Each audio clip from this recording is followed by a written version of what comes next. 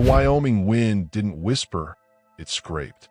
It scoured the bleached bones of Silas Thorne's homestead, winding through the warped timbers of the barn and carrying the sting of alkali dust into every crevice. Inside the too-quiet cabin, the only sound were the scritch-scratch of corn broom on pine plank and Silas's own heartbeat, a hollow drum against his ribs. He watched her, the girl he'd hired from town, name barely remembered, sweep with a stiff, careful rhythm. Then he saw it, the slight, almost imperceptible hitch in her step as she pivoted near the cold hearth. A limp, not new, but suddenly glaring in the thin morning light. And when the hem of her faded calico skirt caught, lifted for just a breath on the rough floorboard, Silas Thorne froze. Cold dread, colder than the high plains winter, pooled in his gut, tied cruelly tight around her slender ankle. Biting into flesh already raw and scarred was a thin, vicious loop of braided rawhide. Before we jump back in, tell us where you're tuning in from. And if this story touches your heart, make sure you're subscribed. Because tomorrow, I've got something extra special saved just for you. Silas Thorne existed in a world pared down to dust and silence. The sprawling Lonesome Star Ranch, nestled in a shallow valley 50 dusty miles from the nearest speck of civilization called Redemption Flats, felt less like a home and more like a monument to absence. 3 years since Clara's fever had stolen her laughter, her warmth, the very light from the windows. 3 years of days measured by the sun's bleak arc across the endless Wyoming sky, and nights measured by the hollow echo in the big log house. He ran the ranch, the few stubborn cattle, the grudging patch of vegetables, the necessary repairs, with a mechanical efficiency that left no room for thought, only the bone-deep weariness that grief had forged into his marrow. The house, once filled with the scent of baking bread and Clara's rosewater, now held only the ghosts of those smells, overlaid by the pervasive tang of wood smoke, old leather, and the dry, papery scent of neglect. Dust motes danced in the thin shafts of light spearing through the warped shutters. Silas sat at the heavy oak table he'd built with his own hands, a cup of bitter, tepid coffee going cold before him. His hands, calloused and scarred from decades of labor, rested inert on the worn wood, tracing the grain like a blind man reading a map to nowhere. The sound broke the silence, not violently, but persistently. Scritch, scratch, scritch, scratch. It was the new girl. Martha? Mary? He'd hired her a week ago from Mrs. Henderson's boarding house in Redemption Flats. Desperation, really. The dirt had been winning, layer upon silent layer, settling over Clara's memory, over his own resolve. He couldn't bear the accusing grime anymore. Mrs. Henderson had presented her as capable, quiet, and needing the work. Silas hadn't asked for more. Quiet suited him. Capable was essential. Needing the work was universal out here. She was sweeping the main room, her back to him, a slight figure swallowed by the oversized room. Her movements were economical, unhurried. She wore a faded blue calico dress, washed so thin it seemed it might dissolve in the dusty light, and a plain brown apron tied tight around a waist that looked too narrow. Her hair, the color of dark honey, was pulled back severely beneath a simple cotton cap. She worked with a stillness that mirrored his own, but where his was heavy with sorrow, hers felt watchful, guarded. Silas observed her not with curiosity, but with the detached assessment he'd given a new piece of tack. Was she doing it right? Was she disturbing things? Clara's small porcelain shepherdess still sat on the mantel. He hadn't moved it. He watched the girl's broom skirt wide around it, giving the fragile figurine a respectful berth. A flicker of something, not approval, perhaps just a lessening of tension, eased through him. She understood boundaries. He shifted his gaze out the window, towards the skeletal cottonwoods shivering in the constant wind.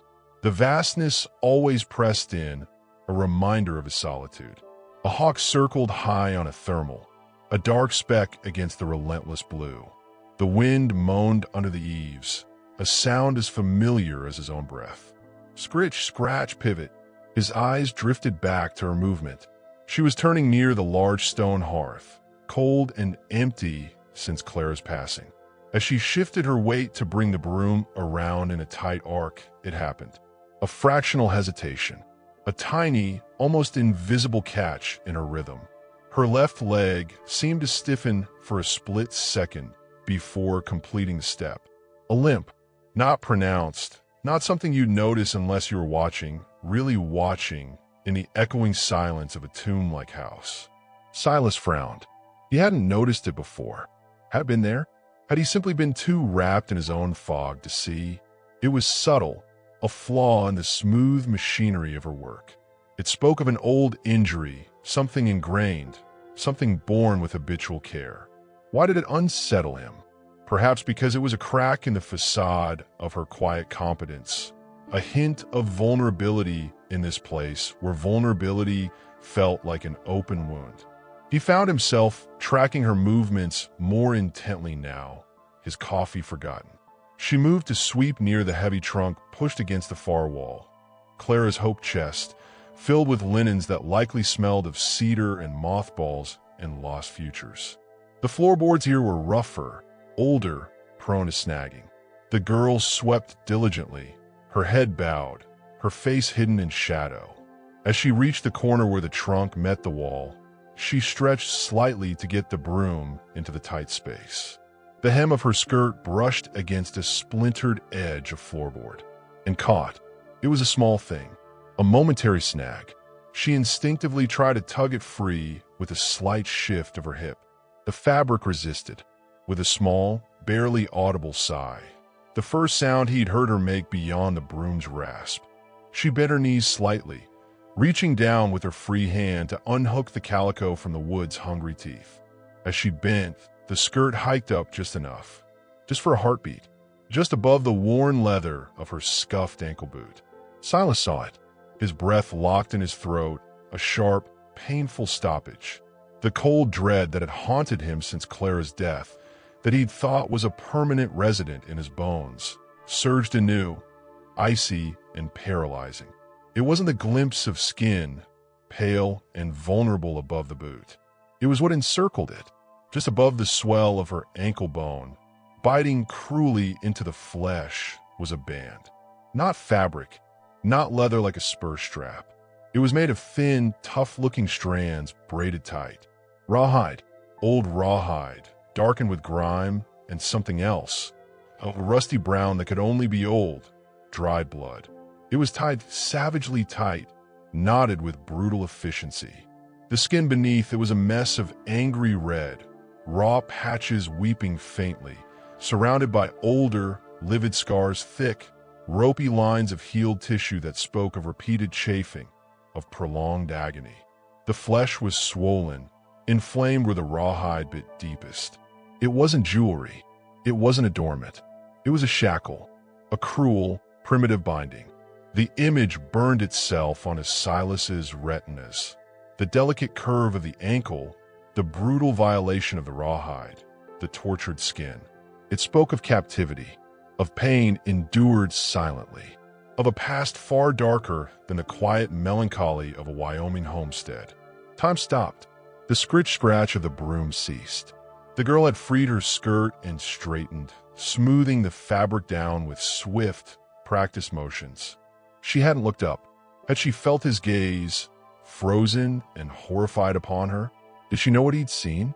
Silas remained utterly still, his hands clenched into white-knuckled fists on the table. The familiar dust motes danced in the sunlight, oblivious. The wind scraped against the cabin. The cold dread in his gut solidified into a hard, sickening knot. This thin, quiet girl sweeping his floors carried a secret etched in scar tissue and bound in rawhide. What, or who, had she been running from? And what darkness had he unwittingly invited into Clara's quiet, dusty sanctuary? The silence in the room was no longer just the absence of Clara. It was thick now, charged with the weight of the unspeakable thing he'd witnessed. The girl resumed sweeping, the sound unnaturally loud in the sudden tension. Scritch, scratch, scritch, scratch. Each stroke seemed to echo the question hammering in Silas's skull. What have I brought into my house? He couldn't move, couldn't speak.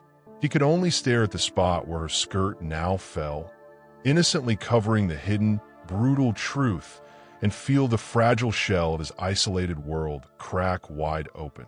The broom's rhythm continued, a metronome counting the beats of his rising fear. The scritch-scratch of the broom on pine planks became a metronome measuring Silas Thorne's disquiet. Each stroke echoed in the cavernous silence of the cabin, a sound now freighted with the terrible image seared into his mind. The raw, scarred flesh, the vicious bite of the braided rawhide. He remained frozen at the table, his knuckles white where they gripped the edge, the forgotten coffee a cold, bitter sludge in the chipped mug. The dust motes danced obliviously in the sunbeam, mocking the seismic shift that had just occurred within these weathered log walls. Martha! The name surfaced from the murk of his shock. Mrs. Henderson had said it. Martha! It felt too soft, too ordinary for the woman who carried such a brutal secret etched onto her skin. He watched her sweep, her movements still economical, still quiet. But now every careful step, every slight favoring of her left leg, screamed its silent agony to him. He saw the tension in her narrow shoulders, the way she kept her face angled away, a fragile fortress walled against the world. Did she know? Had she felt the momentary hitch in her skirt, the sudden, freezing intensity of his gaze? The wind outside picked up, whistling a mournful tune under the eaves, carrying the scent of sun-baked sage and distant rain. It was a smell usually offering a promise, but today it felt like a portent. Silas forced his fingers to unclench, the joints protesting. He needed air. The confinement of the cabin, thick with the scent of dust and wood smoke, and this new, chilling awareness, pressed on his chest like a physical weight. He pushed back from the table, the chair legs scraping harshly against the floorboards. The sound made Martha flinch. A tiny, almost imperceptible recoil, but Silas caught it. Her sweeping pause for a fraction of a second before resuming, perhaps a shade faster, a fraction less controlled. It was the first confirmation she wasn't entirely oblivious to his turmoil. He stood, his tall frame seeming to fill the low-ceilinged room, casting a long shadow that stretched towards her. He didn't look directly at her ankle, hidden again beneath the faded calico. He looked at her, at the severe line of her back, the vulnerable nape of her neck beneath the cotton cap. "Wind's getting up," he said, his voice rough and used. It sounded alien in the quiet. "Gonna check the corral fence. West section's been leaning." He hadn't planned to speak. The words felt clumsy, an intrusion. He wasn't checking the fence. He needed to escape the suffocating weight of the unspoken. He needed the vast, indifferent sky. Martha didn't turn. She gave a small, stiff nod, a mere dip of her capped head. Acknowledgement, nothing more. No words. Her silence felt heavier than ever, charged now with the secret they both held, yet neither named. He grabbed his worn Stetson from the peg by the door, the leather smooth and familiar beneath his calloused fingers. The hinges groaned as he opened the heavy plank door, a sound that always reminded him of Clara complaining about the noise. Stepping out onto the porch, the Wyoming wind hit him like a slap, instantly drying the cold sweat that had gathered at his temples. He sucked in a deep breath, the air sharp with sage, dust, and the faint, damp promise from the dark clouds gathering on the far horizon. The vastness of his land unfolded before him, the bleached grass rippling like water, the stoic cottonwoods along the dry creek bed, the distant, hazy outlines of the mountains. It usually offered a bleak solace. Today, it felt like a stage waiting for some unseen, menacing entrance. He walked towards the barn, his boots crunching on the gravel path, the sound loud in the wind's moan. His thoughts churned like the dust devils skittering across the yard. The rawhide shackle. It wasn't just an injury. It was a brand, a mark of ownership, of captivity. Who would do such a thing? What kind of hell had Martha fled? The image of the inflamed skin, the weeping sores beneath the cruel binding, rose unbidden. It wasn't just old. It was actively festering. The practical rancher in him, the part that doctored cattle and mended broken things, warred with the recluse who wanted only the familiar ache of his own grief. That raw flesh needed tending. Ignoring it felt like complicity. He spent an hour pretending to inspect the fence, his hands automatically testing posts and wire, his eyes constantly drawn back to the cabin. Smoke began to curl thinly from the chimney. She'd lit a fire in the cook stove, probably heating water. For cleaning? Or he saw her slight figure pass briefly by a window. The limp seemed more pronounced now. Or was it just his heightened awareness? Every step looked like a small act of courage. He couldn't stay out here forever. The darkening clouds promised a downpour. Reluctantly, he turned back. The smell of wood smoke and something else, lye soap, greeted him as he re-entered. Martha was scrubbing the stone hearth, her back to him, kneeling on a rough sackcloth. The position must have been agony for her ankle. She didn't turn as he hung up his hat and shrugged out his coat. The rhythmic scrape of the brush on stone filled the space where the sweeping had left off. Silas moved to the washstand in the corner, splashing cold water on his face and neck. He dried himself with a rough towel, his gaze inevitably drawn to the small shelf above the stand where Clara had kept basic medicinals, salve for cuts, bandages, a bottle of carbolic acid she'd used sparingly for deep cleaning. He hesitated, the towel clenched in his hands. Offering help was crossing a line. It was acknowledging he knew, shattering the fragile, unspoken truce of silence. But the image of that festering wound wouldn't leave him. It was a wrongness he couldn't ignore, not in his house, not on a person. He reached up, his fingers brushing the dusty bottle of carbolic, the roll of clean, if slightly yellowed, bandage linen beside it. He took them down, the glass cool against his palm. He didn't look at Martha. He placed the bottle and the bandage roll deliberately on the corner of the heavy oak table, near where he'd been sitting earlier. He didn't say a word. He simply turned and walked towards the door leading to the small room he used as an office and storage, needing the pretense of work, needing to not see her reaction. He didn't close the door fully. He stood just inside, hidden in shadow, his ears straining against the wind's persistent whine and the continued scraping from a hearth. The scrubbing sound stopped. A profound silence descended, thick and heavy. He could picture her, kneeling by the hearth, seeing the items on the table, understanding their meaning, understanding he understood. Seconds stretched into a small eternity. Then, the softest of sounds, a rustle of fabric, the barely there scrape of a chair leg on the floor. He risked a sliver of a glance through the crack in the door. Martha was standing by the table, her back still mostly to him. Her head was bowed, looking down at the bottle and the bandages. Her shoulders weren't stiff now. They seemed to slump slightly, a posture not of defeat, but of an immense, weary vulnerability. One hand, small and work-reddened, hovered over the items, trembling faintly. She didn't touch them. Not yet. Then, so softly he almost thought the wind had carried it from somewhere else, a word. A name? A curse? It was choked, barely audible. Clyde. The name hung in the air like gunsmoke, sharp and dangerous. It was the first personal thing she'd ever uttered in his presence. It wasn't an explanation. It was a key thrown down in the dirt, heavy with implication. The name of her captor? Her tormentor? It carried the weight of the rawhide, the fear in her eyes, the mile she must have run. She flinched as a sudden gust slammed against the cabin, rattling the window panes. It broke the spell. Her hand darted out, snatching the bottle and the bandages, stuffing them quickly into the pocket of her apron. She turned sharply, her gaze flying towards the half-open office door. Silas froze, holding his breath. Her eyes, wide and dark with a fear that went bone deep, met his shadowed form in the doorway for a fleeting, electric second. There was no gratitude there, only a desperate wariness, a hunted animal's look.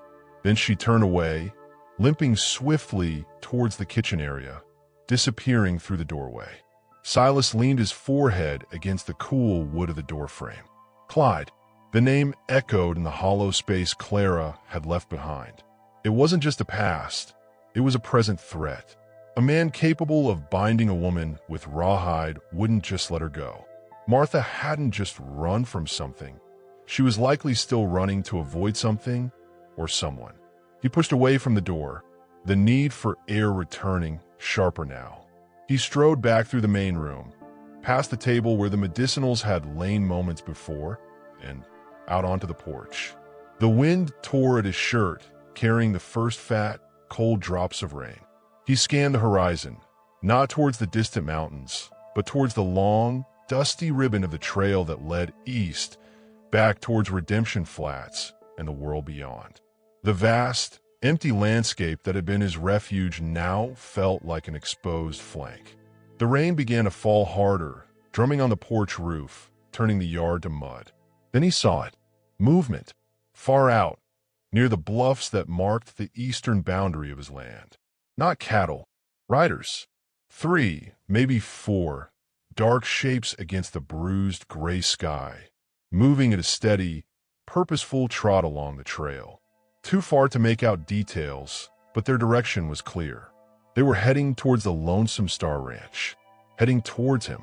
Heading towards the woman hiding a rawhide shackle and the name Clyde in his kitchen. The cold dread that had pooled in his gut earlier turned to ice. The vastness offered no hiding place now. The storm wasn't just in the sky.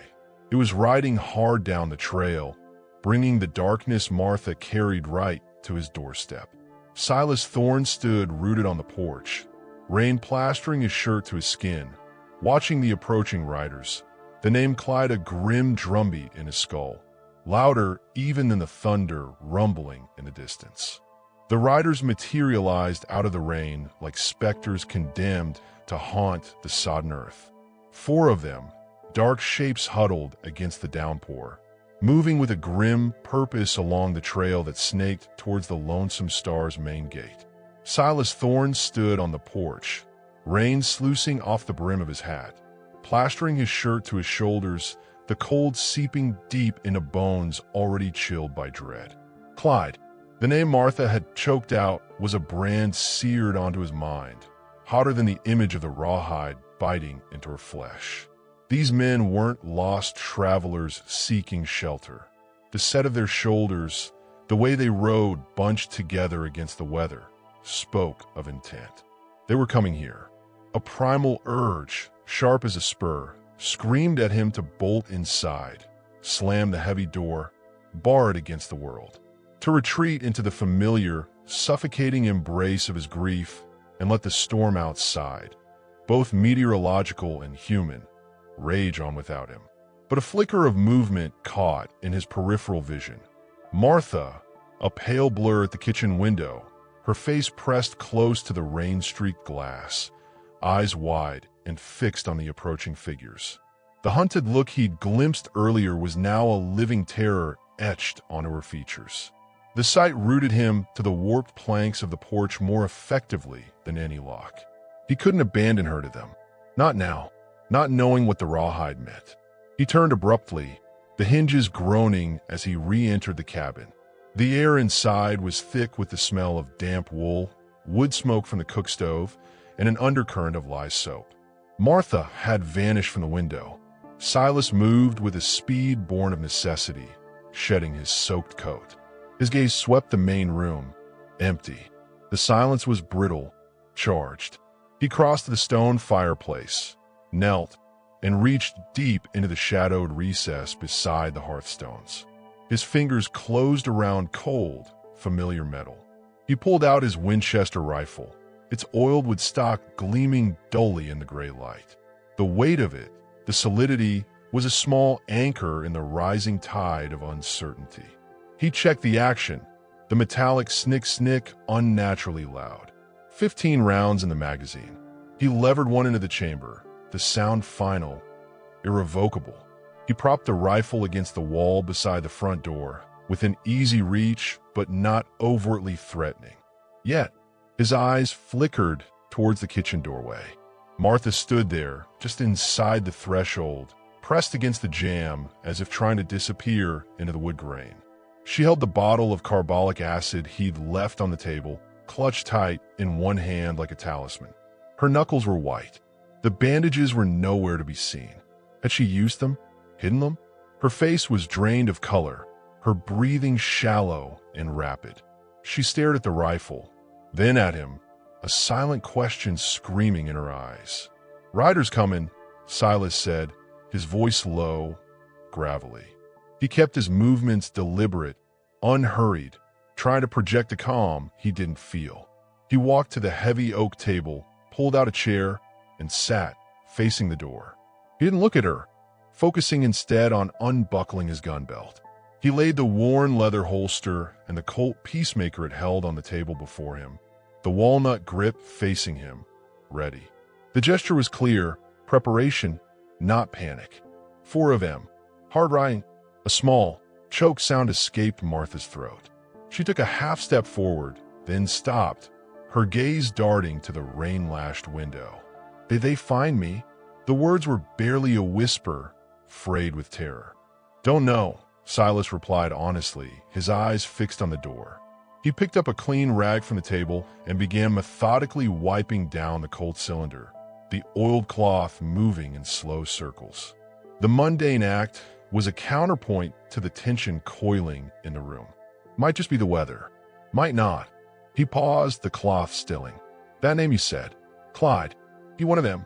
He felt her flinch more than saw it. The silence stretched, filled only by the drumming rain on the roof and the low moan of the wind. When she spoke, her voice was thin, scraped raw. "He's the one who put on." Her free hand, the one not clutching the carbolic, moved almost unconsciously towards her left ankle, hidden beneath her skirt. A small, involuntary gesture that spoke volumes. Said it was a reminder. "Belong." She spat the last word, a venomous husk of sound. "Ran when the river flooded. Took my chance. 3 weeks ago. Been moving west since. 3 weeks. 3 weeks of running, hiding, the rawhide sawing at her flesh." Silas absorbed the information, the sparse details painting a horrifying picture. A cruel man, ownership marked by torture, escape born of desperation. The riders outside suddenly felt much closer, much more dangerous. He resumed, wiping the Colt, the rhythmic motion a small anchor. "You know you're here?" She shook her head violently, a quick, jerky movement. "No, didn't tell nobody where I was going. Just ran." Her eyes darted again to the window, then back to Silas, pleading and terrified. "Please." Mr. Thorne, the use of his name, formal and desperate, struck him. It was the first time she'd addressed him directly. Before he could respond, a new sound cut through the storm's symphony, the distinct, hollow thud of a fist pounding on the heavy plank door. Once, twice, hard, demanding knocks that vibrated through the cabin. Silas's hand closed around the Colt's grip. He didn't draw it, just held it ready beneath the table. He met Martha's wide, panic-stricken eyes. With a silent, urgent motion of his head, he gestured towards the back room, the one he used as an office. "Hide." The unspoken command was clear. Martha didn't hesitate. She turned and limped swiftly, painfully, toward the back room, the carbolic bottle still clutched tight. She pulled the door almost closed behind her, leaving only a sliver of shadowed space. Silas took a deep breath, the smell of gun oil and damp filling his nostrils. The knocking came again, sharper, more insistent. "Hold your horses," he called out, his voice deliberately rough, projecting annoyance rather than the cold fear coiling in his gut. He stood slowly, deliberately pushing the chair back with a scrape. He kept the Colt low at his side, hidden by the table's edge as he moved towards a door. He paused, listening. Muffled voices outside, low and indistinct over the rain. Then a different voice, clearer, familiar but strained. "Silas. It's Hank. Hank Miller. Open up, man. It's coming down, cats and dogs out here." Hank Miller, his nearest neighbor, a grizzled bachelor who ran a few scraggly sheep 10 miles east. Relief warred with fresh apprehension. Hank wasn't Clyde, but why was he riding with 3 others in this storm? Silas slid the heavy wooden bar back and cautiously opened the door a crack, keeping his body shielded behind it, the Colt ready but unseen. Rain lashed in. Hank stood hunched on the porch, water streaming from his hat brim and slicker. Behind him, just visible in the murk, were 3 other men on horseback, their faces shadowed by hat brims, collars turned up high against the downpour. They looked hard, weathered, their eyes scanning the yard, the barn, the cabin windows with a sharp, assessing gaze that held no neighborly warmth. One, slightly larger than the others, sat his horse with an unnerving stillness, his gaze fixed intently on the doorway where Silas stood. "Hank," Silas acknowledged, his voice flat. He kept his eyes on the mounted men, noting the rifles resting across their saddles. "What brings you out in this? Who's your company?" Hank shifted uncomfortably, water dripping from his chin. "Got caught out mending fence when this hell brew hit, Silas. Rode for cover, met these fellas on the trail. They're looking." Hank's eyes darted nervously towards the large, still rider. "Looking for someone. Asked if I knew places a person might hole up. Told him your spread was the only one tween here and the flats." He sounded apologetic, scared. The large rider nudged his horse forward a step. His voice, when he spoke, was a deep, gravelly rumble that cut through the rain's hiss. It held no warmth, only a cold, focused intensity. "Name's Briggs. We're tracking a woman. Run off from her rightful place. Young, brown hair. Might be hurt, limping." His eyes, pale and sharp as chipped ice, locked onto Silas's face, missing nothing. "Seen anyone fitting that description come through here, mister?" Silas felt the weight of the Colt in his hand, the cold dread solidifying into a knot of ice in his chest. Briggs. Not Clyde, but clearly sent by Clyde. Trackers. Professionals. Their eyes were sweeping the homestead, the barn, the cabin behind him, with the predatory patience of wolves. They knew she was out here. They knew she was hurt. And Hank, unwittingly, had led them straight to the Lonesome Star's door. Silas met Briggs's chilling stare. Behind him, in a shadowed crack of the office door, he sensed Martha's terrified presence, her breath held, her body trembling. The rawhide shackle felt like it was tightening around his own conscience. He had seconds to decide, deny, and risk a search that would inevitably find her, admit, and hand her over to whatever hell she'd fled. The rain drummed a relentless tattoo on the roof. The wind howled around the eaves. Silas Thorne stood in the doorway, the storm raging outside, a different storm raging within, the eyes of the hunters fixed upon him, waiting for his answer. The silence stretched, thick with the unspoken threat and the terrified heartbeat of the woman hiding just feet away. He cleared his throat, the sound unnaturally loud. The rain hammered the cabin roof, a relentless drumbeat that drowned out the pounding of Silas Thorne's heart. He stood in the doorway, the Colt Peacemaker heavy in his hand, hidden by the table's edge, its walnut grip slick with the damp of his palm. Briggs's pale, ice-chip eyes bored into him, unyielding, searching for a crack in his resolve. The 3 riders behind Hank Miller shifted in their saddles, their rifles glinting wetly in the storm's dim light. Martha's presence in the shadowed back room was a weight Silas felt like a stone in his chest, her terrified eyes and the name Clyde echoing in his skull. The Wyoming wind howled, carrying the scent of wet sage and mud, but offered no answers, only the cold certainty that time was running out. Silas cleared his throat, the sound sharp in the charged silence. "Ain't seen no woman like that," he he said, his voice steady but rough, like gravel underfoot. "Storm's bad. You're welcome to the barn till it passes." The lie was a gamble, a thin shield to buy time. He kept his gaze on Briggs, avoiding Hank's nervous shuffle, the rain dripping from his neighbor's hat. Briggs's lips twitched, not a smile, but a predator's calculation. "Obliged," he said, his voice low, cutting through the rain's hiss like a blade. "But we'll take a look around. Man's got a right to find what's his." The word has landed like a blow, heavy with the same possessive cruelty Silas had seen in the Rawhide shackle. Briggs dismounted, his boots sinking into the mud, and the other riders followed, their movements deliberate, their eyes scanning the homestead with a hunger that made Silas's skin prickle. Hank stepped forward, his hands raised, voice shaky. "Silas, I didn't know they was tracking nobody. Just thought." "Get to the barn, Hank." Silas cut him off, his tone flat but firm.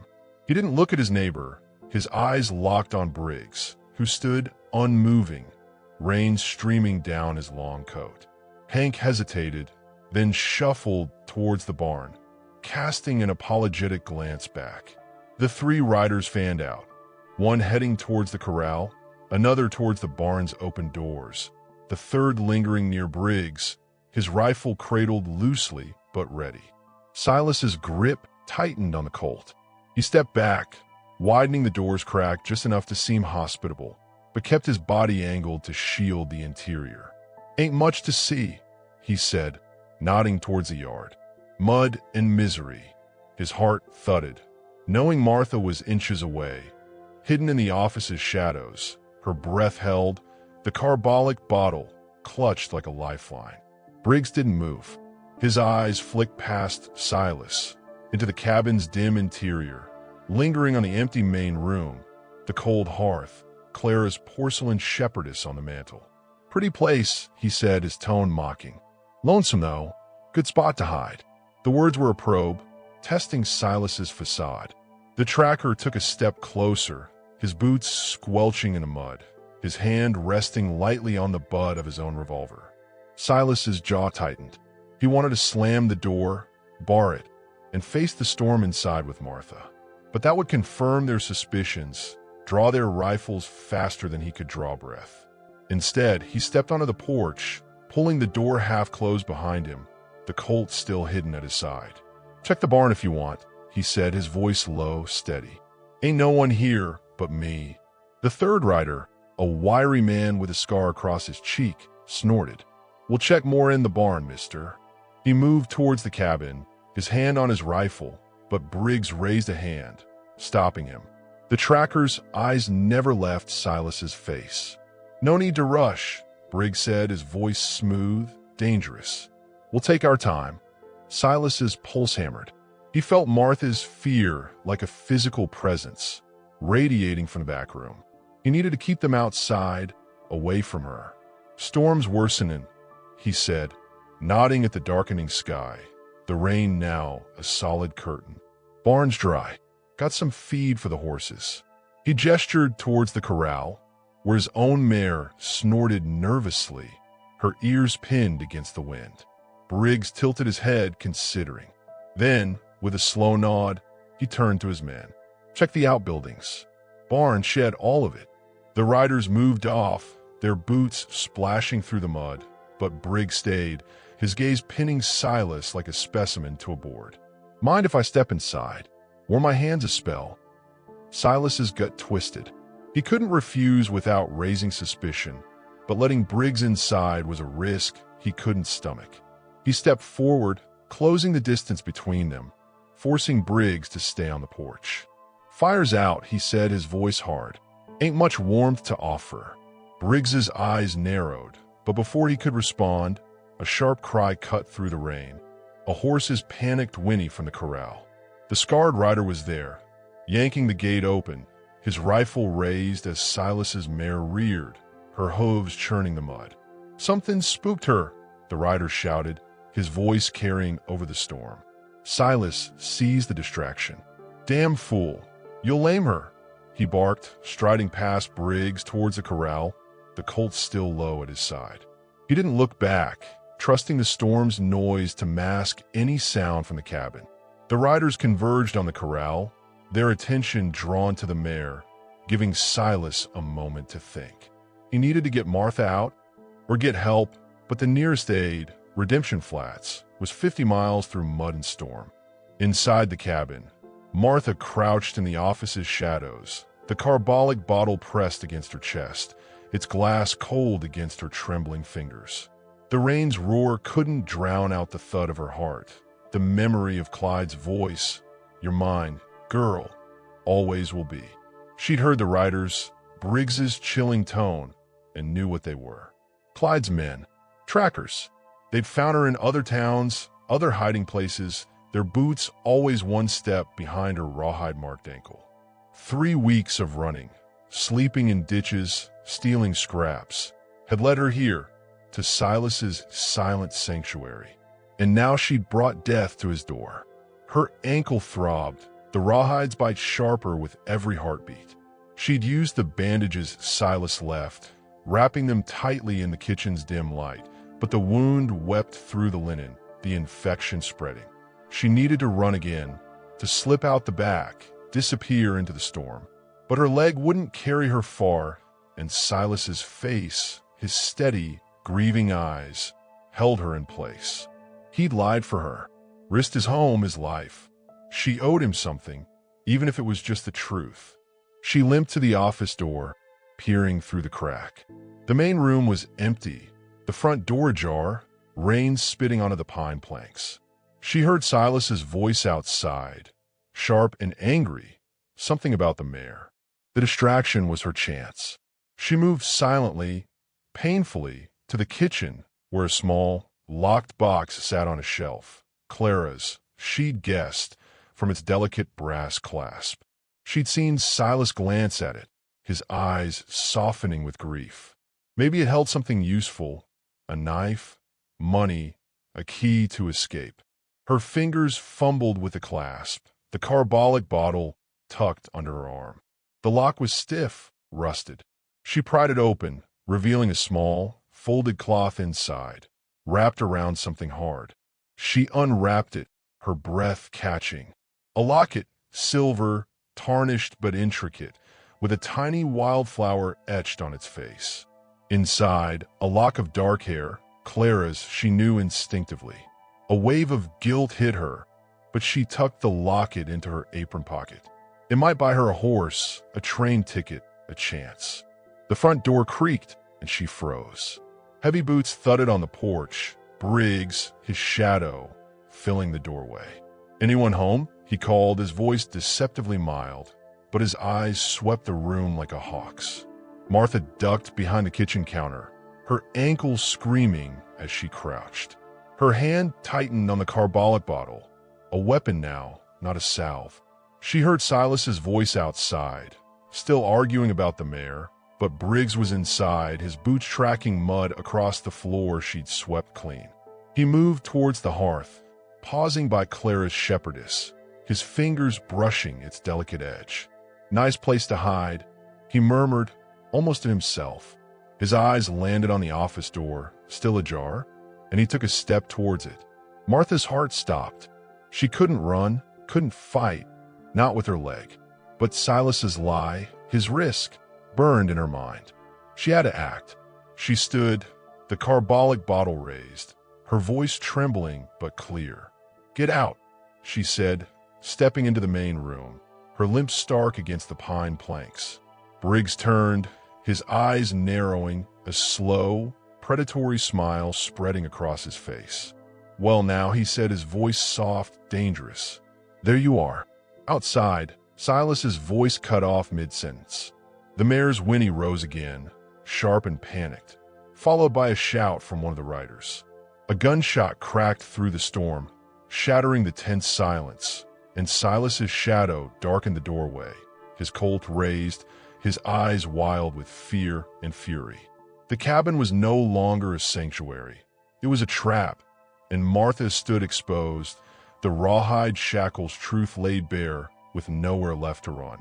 The gunshot's echo lingered, sharp and raw, swallowed by the Wyoming storm's relentless roar. Silas Thorne stood frozen in the cabin doorway, his Colt Peacemaker raised, its barrel steady despite the rain-soaked tremble in his hands. Martha stood exposed in the main room, the carbolic bottle clutched like a weapon, her limping stance defiant against Briggs's predatory smile.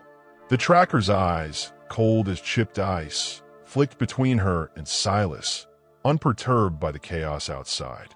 The mare's panicked whinny and the rider's shouts mingled with the rain's tattoo, but inside the Lonesome Star Ranch, the air was thick with a different storm, one of fear, defiance, and the ghosts of past promises. Briggs took a step towards Martha, his boots tracking mud across the pine planks she'd swept clean. "Clyde'll be pleased," he said, his voice low, almost a purr. "Been a long chase, girl." The name Clyde landed like a lash, and Martha's face drained of what little color remained, her grip on the bottle tightening until her knuckles gleamed white. Silas's heart thudded, the rawhide shackles image burning in his mind, its cruel braid, her scarred flesh, the 3 weeks she'd run. He stepped fully into the cabin, the door slamming shut behind him, the Colt now openly aimed at Briggs's chest. "Back off," Silas growled, his voice cutting through the rain's hiss. "She ain't yours." The words were a declaration, not just to Briggs but to the part of himself that had hidden in grief since Clara's death. He felt her presence in the room, the porcelain shepherdess on the mantel, the locket Martha had touched, urging him to act where he'd once failed. Briggs's smile didn't waver. "You don't know what you're protecting, rancher," he said, his hand hovering near his revolver. "She's marked. Property. Clyde don't take kindly to thieves." Outside, another shout, closer now, and the splintering crack of wood. The riders were forcing the barn door. Silas's mare screamed again, a sound that tore at his resolve. But he held his ground, the Colt unwavering. Martha's voice broke the standoff, thin but steady. "I ain't property," she said, stepping forward, her limbs stark against the floorboards. She raised the carbolic bottle, not to throw but to brandish, its glass catching the dim light. "Clyde branded me to keep me, but I cut my own path." Her eyes met Silas's for a fleeting moment, a spark of trust amid the terror. "He don't owe me no more." The words ignited something in Silas, a fire he thought had died with Clara. He moved to her side, positioning himself between her and Briggs, the Colt a steady extension of his will. "You heard her," he said. "Get out, or you don't leave upright." Briggs's eyes narrowed, assessing. Then a sudden commotion outside, a yell, a thud, and the unmistakable crack of another gunshot. The scarred rider burst through the door, blood streaming from his shoulder, his rifle clattering to the floor. "Hank's gone crazy," he gasped, stumbling forward. "Shot at us. Ran for the bluffs." Silas's mind raced. Hank Miller, the nervous neighbor, had turned on the trackers. Had he seen the truth in Briggs's eyes, the same cruelty Silas saw? The distraction was a gift, but it wouldn't last. Briggs's hand twitched towards his revolver, but Silas was faster. He fired, the Colt's roar deafening in the confined space. The bullet grazed Briggs's arm, sending him staggering back, his smile replaced by a snarl. "Move!" Silas barked at Martha, shoving her towards the back room. She limped swiftly, the carbolic bottle still in hand, as Silas backed towards the door, keeping the Colt trained on Briggs. The tracker recovered, drawing his revolver, but Silas fired again, this time splintering the doorframe inches from Briggs's head. The tracker ducked, cursing, and Silas seized the moment, bolting after Martha, slamming the office door shut behind them. Inside the cramped room, Martha crouched against the wall, her breath ragged, the locket now clutched in her free hand. "I stole it," she whispered, her voice breaking. "Thought it'd buy me a way out. I'm sorry." The confession was raw, a glimpse into her desperation, her belief that escape was her only currency. Silas shook his head, barring the door with a heavy crate. "Ain't about the locket," he said, his voice softer now, though his eyes stayed on the door. "It's about you staying alive." The words echoed his failure with Clara, but they carried a new resolve. He wouldn't freeze again. The cabin shuddered as something heavy struck the front door, likely the third rider or Briggs himself, forcing entry. Silas grabbed a second rifle from a corner, a battered Henry repeater, and thrust it into Martha's hands. "Know how to use this?" he asked, his tone urgent but calm. She nodded, her fingers trembling but sure as she checked the magazine. "Clyde taught me," she said, her voice bitter. "Said a wife should protect what's his." The irony twisted her lips, a flicker of defiance cutting through her fear. She revealed more, her words spilling like the rain outside. "He was a traitor, ran cattle and worse. People, sometimes. Marked me when I tried to leave the first time. Said it'd make me stay." Silas's gut churned. The Rawhide's cruelty now tied to a man who traded lives. He wanted to ask more, but the door splintered, and a muffled shout came from the main room. "Thorne, give her up, or we burn this place down." Briggs's voice, no longer smooth, was laced with fury. Silas met Martha's eyes, seeing the same hunted look, but also a spark of fight. "We ain't giving up," he said, his voice low, resolute. He moved to the small window, its glass fogged with rain, and peered out. The corral was empty, the mare gone. Likely Hank's doing, drawing the riders off. But the barn's door swung wildly, and shadows moved inside. The third rider, or worse, was close. He turned back to Martha. "Back door," he said, nodding towards a narrow exit hidden behind a curtain. "Leads to the creek bed. If we get split, you run. Don't look back." She shook her head, gripping the rifle. "I brought this here. I ain't leaving you to it." The door shuddered again, wood cracking under an axe's bite. Silas grabbed a lantern from the shelf, its oil sloshing, and smashed it against the doorframe, the glass shattering, oil pooling. "Light it," he told Martha, his voice steady. She fumbled with a match, her hands shaking, and the oil caught, flames licking up the wood. The fire wouldn't hold long in the rain-soaked cabin, but it would slow them. They moved to the back door, Silas leading, the Colt ready. The creek bed was a muddy trench, hidden by cottonwoods, a slim chance at escape. But as they slipped out, a figure loomed in the storm. Hank, bloodied but alive, his shotgun raised. "Silas," he hissed. "They're circling back. Got one, but Briggs is coming, and he ain't alone." Martha's breath hitched, her eyes darting to the trail. "Clyde," she whispered the name a curse. Silas followed her gaze, and there, emerging from the rain's curtain, was a new rider, taller, broader, his coat black as sin, his horse moving with a deliberate menace. Clyde, not a tracker, but the source of Martha's nightmares, come to reclaim his mark. Silas's hand tightened on the Colt, his grief for Clara merging with a fierce need to protect. "Hank, get her to the creek," he said, his voice low, final. "I'll hold him." Hank nodded, grabbing Martha's arm, but she pulled free, her rifle raised, her face set. "No," she said, her voice breaking but firm. "I end this." Before Silas could argue, a shot rang out, splintering the cottonwood above them. Briggs and the third rider emerged from the barn, their rifles flashing in the storm. The cabin's flames flickered, casting wild shadows. Clyde dismounted, his eyes locked on Martha, a smile spreading like a wound. "Found you," he said, his voice a low growl. Silas raised his Colt, Martha her rifle, and Hank his shotgun, three silhouettes against the storm, facing the man who'd branded her. The rain fell harder, the world narrowing to this moment, this fight. The Lonesome Star Ranch was no longer a sanctuary. It was a battlefield, and the Rawhide Shackles truth would be settled in blood.